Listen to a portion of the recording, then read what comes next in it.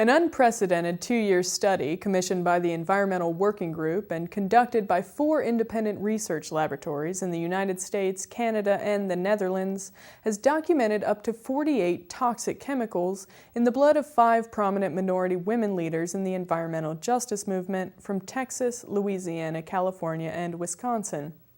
Testing was targeted toward compounds that are heavily used in everyday consumer products, but that have escaped effective regulation under the antiquated Toxic Substances Control Act.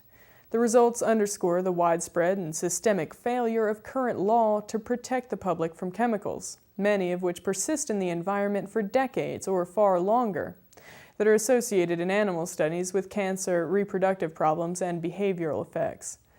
Environmental Working Group senior scientist Dr. Anila Jacob said, quote, "While this discovery of chemical pollutants in the blood and urine of these women shouldn't come as a surprise, it does call attention to the abject failure of the federal toxics law to protect Americans from potentially toxic chemicals that lurk in everyday consumer products."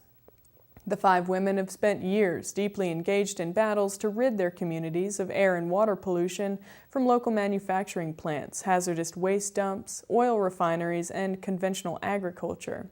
And though they live thousands of miles apart and confront different environmental hazards, the women's bodies' burdens of environmental pollutants, a mix of industrial chemicals, synthetic cosmetics ingredients, and chemicals used in consumer products,